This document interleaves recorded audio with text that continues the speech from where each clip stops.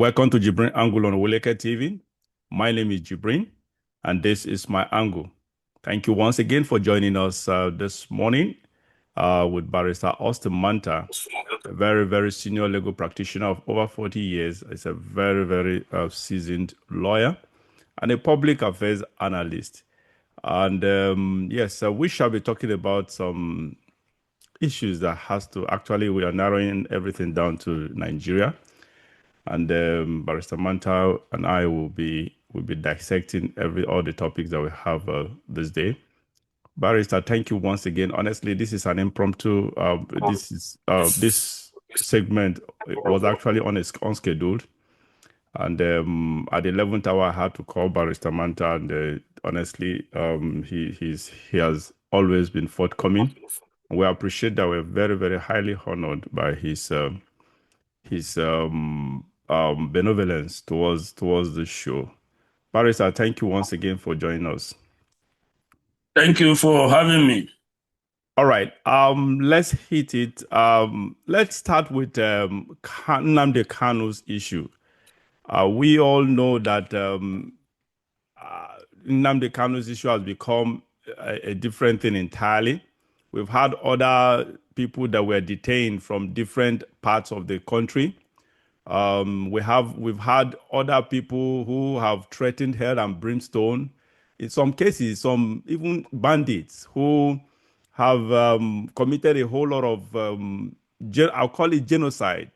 They've killed hundreds of people and kidnapped and a kind of extorted money from poor families, including government as well.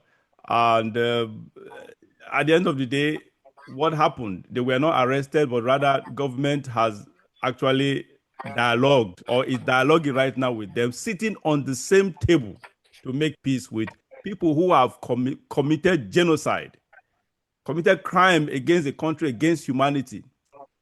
Now we have Kanu. I have my disagreements with Kanu. My problem with him, like we've expanded on that. I don't want to stretch that further. But the truth is, at this point, it has become unfair for the government to keep Kanu incarcerated. I don't get it. What the hell is going on here? Why is the Igbos being treated in a different light? When anything in the country, whatever has to do with an Igbo man, they always treat them differently, negatively differently, as against other parts of the country, people from other parts of the country. Anyway, let me play this clip, and we'll take it up from there. Now, I want you to actually talk to me as a lawyer, a seasoned lawyer, and I want to know what the legal implication of where Kanu is right now, and what will you expect, what we should expect moving forward. Then you can actually wade into the political angle of it. Let me play this, and then we'll come back to talk about it. On the lower court. So I was actually surprised that a high court have refused to obey or abide by the determination of a Supreme Court judgment. And then take the only part that is against him and then refuse to apply the part that is in favor of him. This cherry picking of what was contained in the Supreme Court judgment is what I'm against. Yes, that's correct. It should be implemented holistically. Yes. I'm not against facing any trial. Judgment. After all, I'm innocent, so they have not been against me. But there cannot be any trial when key sections of the Constitution and a key Supreme Court judgment has been violated by a court of law. So you'll be patient for the case to go back and come back to the court? This is my 4th year in solitary confinement in detention. The 5th year will not kill me. Sorry, what if the case is also reassigned back to her? Will you still be comfortable? It's not going on. No, it won't happen. It won't happen. It doesn't happen. It doesn't happen that way. It doesn't happen that way at all. Thank you very much. These are the things that the public must understand. Most of you journalists, the legal correspondents, you don't take time to actually study some of these rulings and judgments. Go and study. In fact, I'll give you... Bring that envelope. Bring the envelope. Okay, let me cut this. So you can just wade in, talk about both at the same time. Let me play the second one.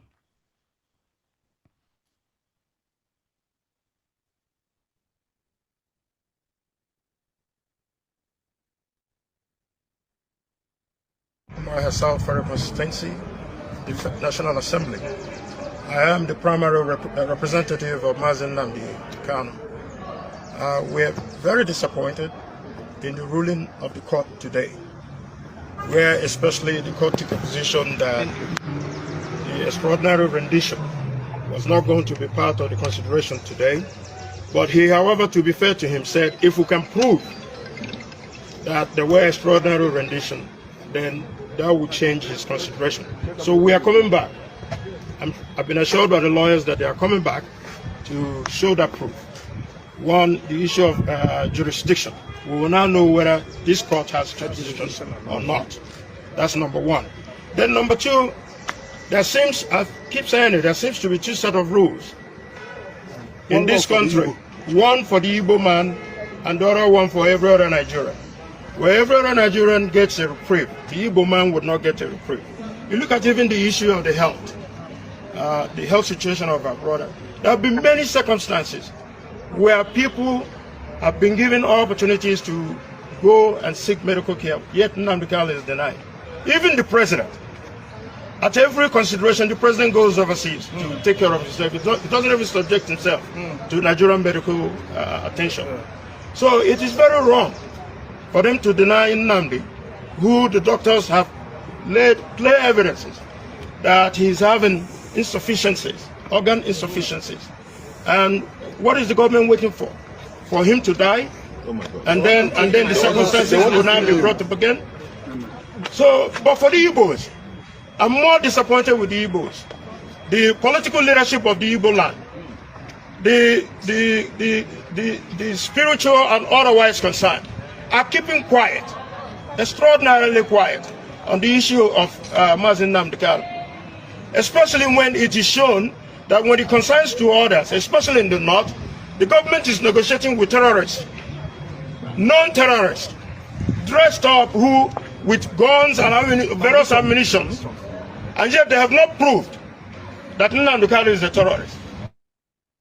Barrister. Yes, like I said, I still have so much to talk about this, but I want you to wade in from the legal angle. What is going on at the Supreme Court with Nnamdi Kanu? So something happened at the Supreme Court. I'm not too much aware of that. And so I need you to enlighten us on what the Kanu made reference to the Supreme Court. What is going on at the Supreme Court? That is one. Secondly, what do you think is going on with the case? Does the government still have a case against Nnamdi Kanu? Why is the case that slow? Why is government playing a kind of politics in our judiciary? Thank you very much. You asked me to comment as a lawyer. Yes. But let me say that Nnamdi Kanu's case has two aspects, the legal and the politics. Both of them are intertwined. It's very difficult to separate one from the other. You can look at it as a political prisoner because he's espousing political ideas. So you can look at him as a prisoner of conscience, as a political prisoner. Then you can come back to the legal issues, the charges which he is facing, charges of terrorism, which he is facing in the court, based on his supposed actions in agitating for an independent country of Biafra. So you see, it's a bit difficult to separate the legal from the politics, because whichever way you look at it, one spoils the other. But why should the court play politics? Why should the court allow politics into it? The matter of the court allowing politics is a bit different. The court does not allow politics. The court is looking at the procedure and the evidence. Good. As at now, before the Federal High Court, the federal government has concluded its case. The case has taken long. If we want to go into the background, there's a lot of issues. I mentioned some of them on your show before. It has taken years. It has been there for the past 4 years. But at the end of it, before the president judge, the federal government has called all its witnesses and closed its case. Now, the procedure is when the prosecution has closed its case, you are entitled to tell the court or submit to the court that all the evidence that have been presented do not or does not amount to sufficient evidence for the court to go forward. So you should be discharged at that stage. We call that a no-case submission. This no-case submission was done on behalf of Nnamdi Kanu by his lawyers. The court has ruled that no, he has, based on the evidence presented, he has a case to answer.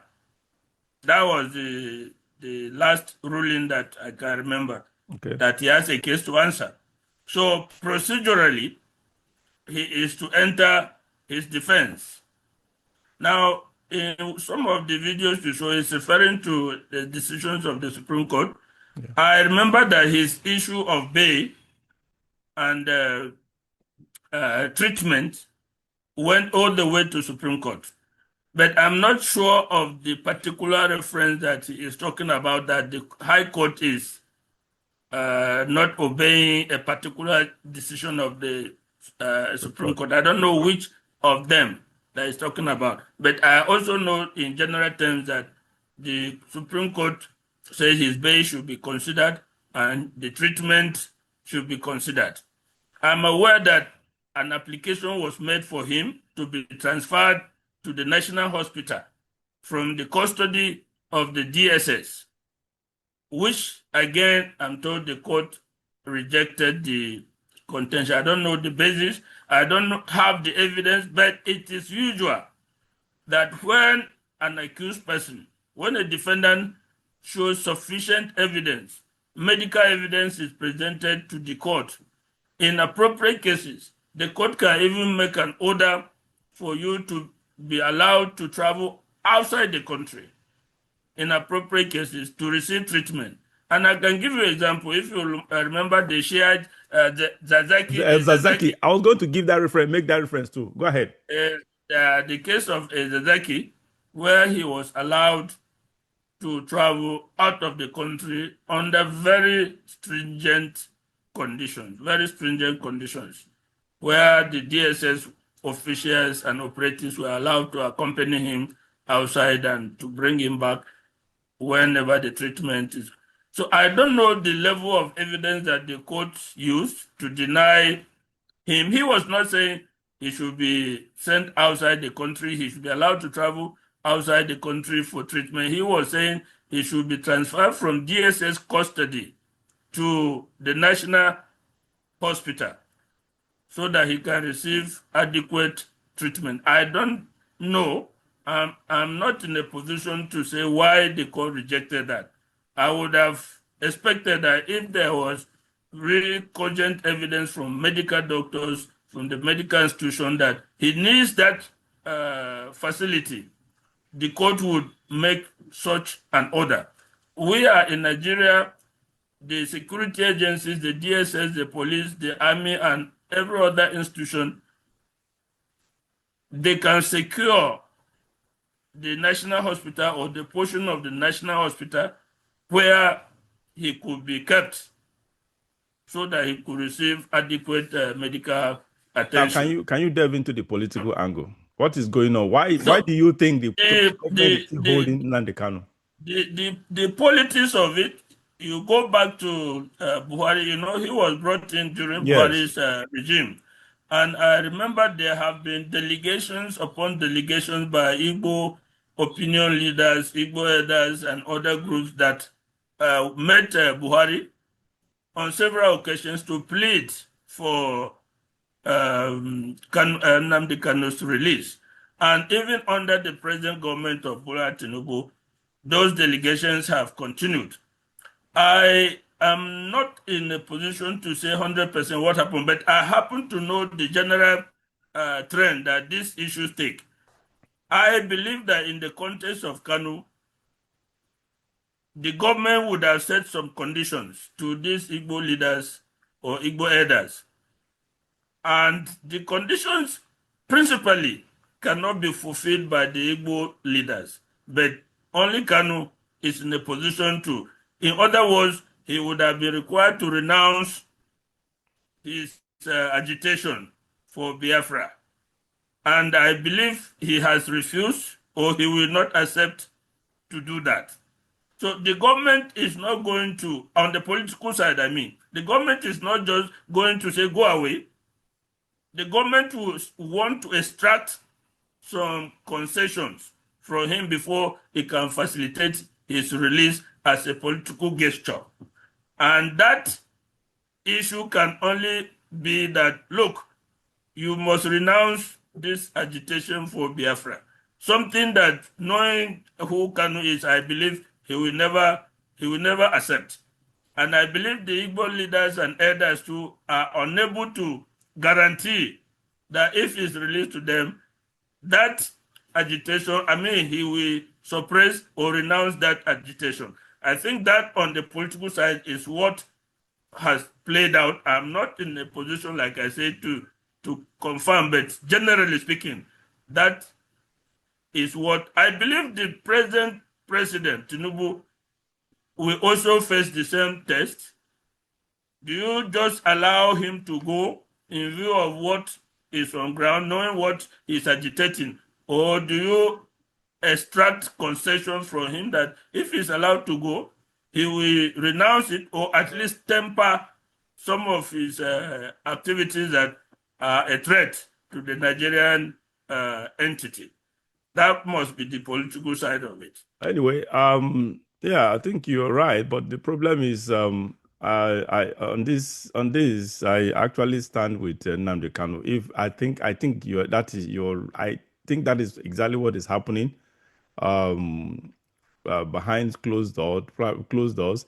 Actually, they need that assurance that he wouldn't continue with Biafra agitation anymore, which is preposterous. That's just the truth. Everybody has the right to agitate. That's just it. If that obviously the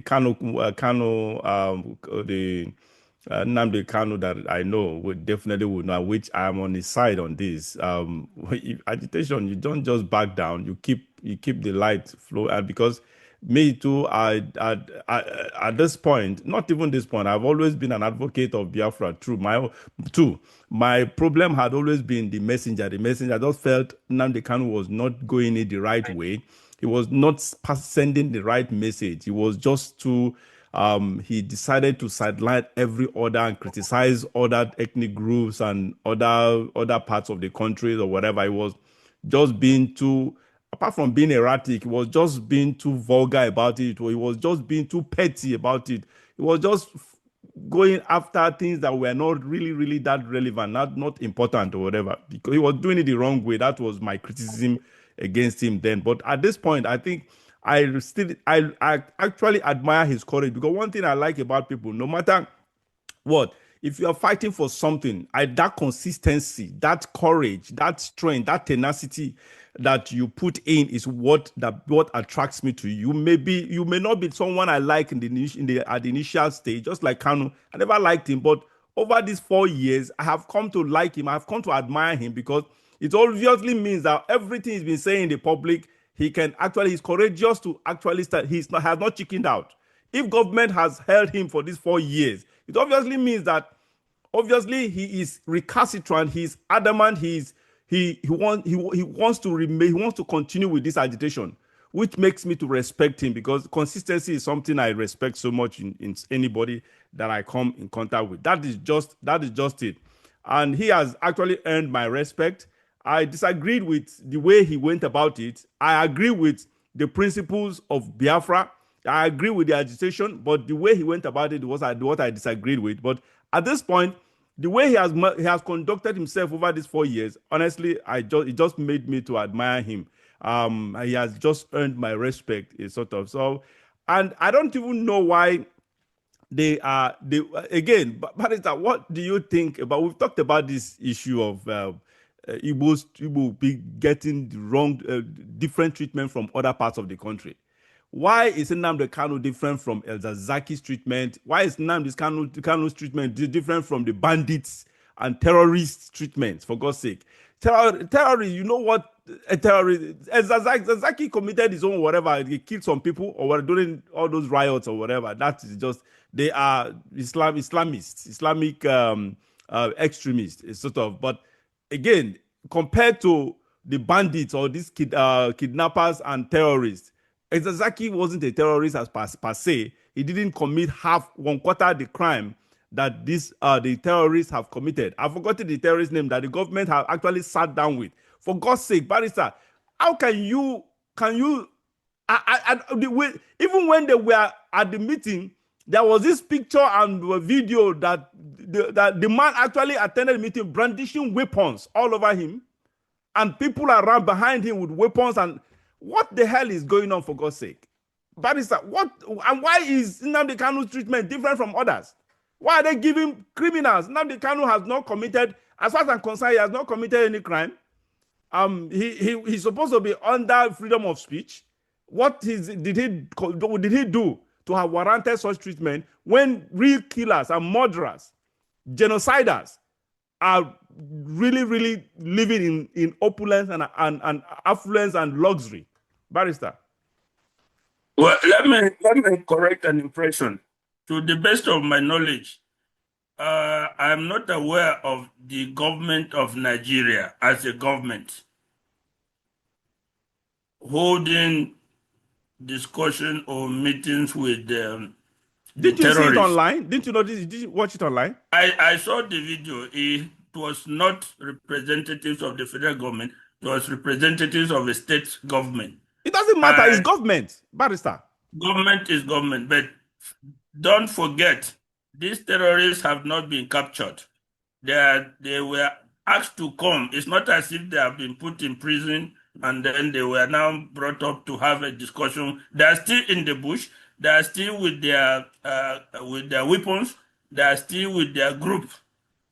And there were attempts to bring them and see whether there will be a settlement.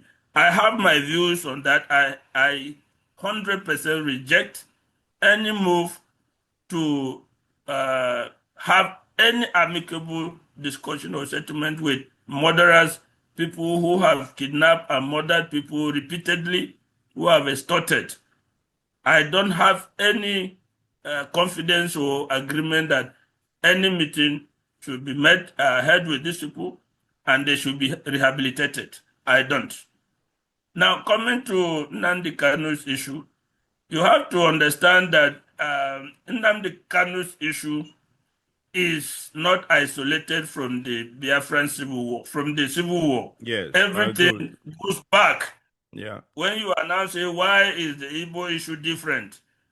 And why is Nnamdi Kanu and Igbo issue different? You have to remember that the Igbo issue, as you put it, has reference to you have to go back to the Civil War. And somebody said the Civil War has not really ended. In certain ways, yes, it has not ended. And that is why some of us have agitated that the rotation of power in Nigeria should be based on regional basis. And it should be turn by turn to give that sense of belonging to everybody, including the Igbo. Because as long as you disentitle the Igbo from ruling Nigeria, the saying that the Civil War has not ended will be correct. I agree. It has ended in several other aspects, that you can move from here to there, do business and trade. But that is not the whole aspect of a country. That is not the whole aspect that relate to relationship as a country. So until the Igbos are allowed to rule Nigeria just like every other tribe, the civil war really has not or cannot be said to have ended.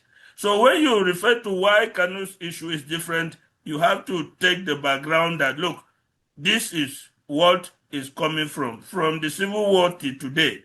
The issues have not been thrashed out properly. And that is why his case is different.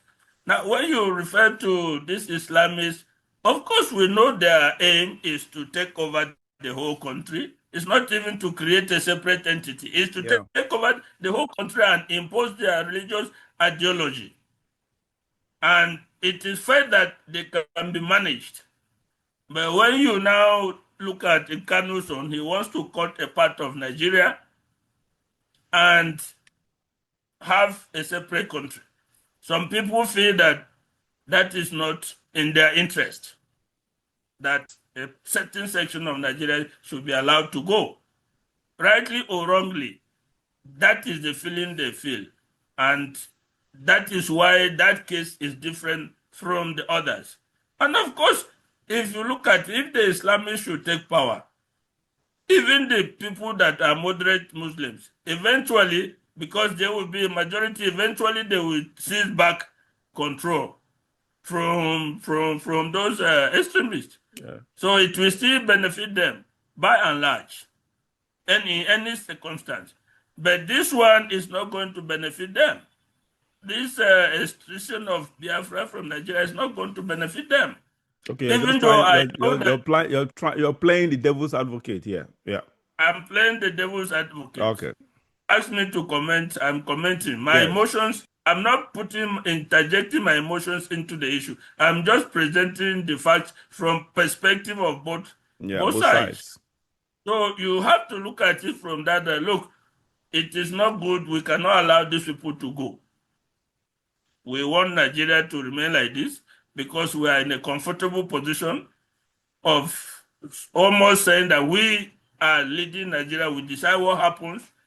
So why do you allow one part to go? My problem is why do you think the Igbo leaders are not proactive in this manner? They seem to be indifferent with this issue of one, Biafra matter, two, Nnamdi Kanu issue. So what is the problem? Why are the governors, the political bigwigs in the Southeast, not actually fighting for Nnamdi Kanu and fighting for the cause of the East? Why? Because you see, this is the reason why I think I've always thought, and I'll continue to think, that Igbo man will never become the president of Nigeria. Unfortunately, I'm an Igbo man. For those of you who didn't know up to until now, I'm an Igbo man. But the reality is, I still do not see, because the tendencies are not there. The traits to actually take power by the Igbos, the traits are not there. There is no unity. There's so much selfishness and too much independence. An Igbo man, average Igbo man, has so much ego that they are so independent. They feel so independent. They just feel that they don't need the other person to do anything to succeed or whatever. And that issue, the fight, the struggle of ego in the Southeast is actually being detrimental, is inimical to the interest of the entire region. That is my problem. The Igbos are so indifferent about fighting for each other. They just believe as long as it's none of my business. An Igbo man does not want, they don't care what matters to an Igbo man. It's just his business. Anything that will hamper or that will deter or that will impede the success or the progress of his or her business, they just don't want to dabble into it. An Igbo man does not believe in sacrifice. They don't believe in just themselves. That's just selfishness and self-seeking attitude that I just don't like from the Igbos. I don't know why it is like that, Barrister. Let me also play the devil's advocate. My feeling is that the Igbo political leadership is in a dilemma, is in a quandary. On the one hand, the idealism of Biafra is attractive to them. On the other hand, the reality of Biafra does not appeal to them much like the idea. When you look at it, the political leadership And some of it, I agree with it. The Igbos are so energetic, so resourceful that I, for one, do not believe that they can be put in a small pot of land. They are too energetic, too resourceful to be put in a very tiny enclave. And when you look at Nigeria, throughout Nigeria, every corner, the Igbo man is having property, is having business, is living, even though sometimes the living is a bit problematic, but it's living throughout. Come to my town in Kaduna, where I live. The Igbos are predominant in terms of business, in terms of property, in terms of anything that makes life go, whether in the medical field, shops, building materials, whatever you name it, parts. Now, when you think about retreating to, remember the entire Southeast is very small geographically, very, very small. When you think of retreating to that small entity, it does not appeal to a lot of... No, but Barrister, hold on. Sorry to cut you short. Hold on. Barrister, I don't know why people have that mentality that you give someone, you decided to allow a part of the country to go on to become independent. Does not automatically force all the tribes outside the region to move back to their region. No. For God's sakes, I don't know why people have that mentality. People, it shouldn't affect, you are forgetting. It shouldn't affect the businessman that is in Kaduna, the businessman that is in Lagos or whatever. That does not automatically send everybody home. You are forgetting that this is Nigeria. That kind of separation will not come peacefully. It will come with possibly a lot of bloodshed. It will almost be like the second Biafran civil war. No, but that is not what I don't think that is what Nnamdi Kanu has been advocating for. We are not advocating for violent cessation. No, we tried it before during the Civil War, 1967 or whatever. It didn't work out. That is where I disagree with Nnamdi Kanu.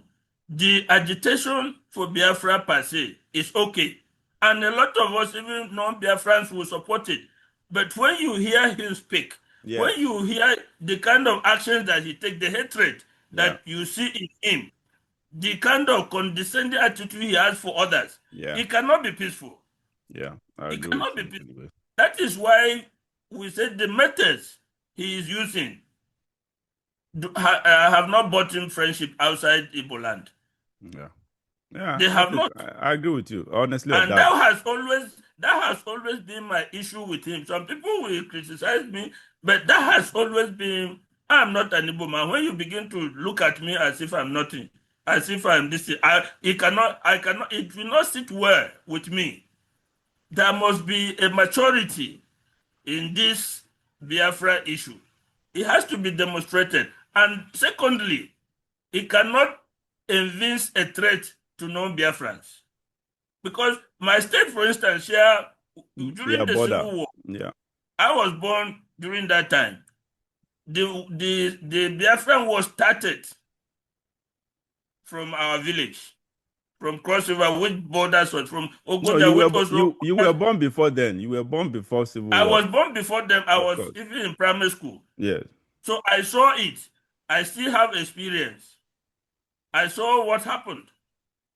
So we are people that are on the border, for instance, with Biafra. If the Biafra project comes alive, we will become worried if we see a militant and a very antagonistic and hateful Biafra.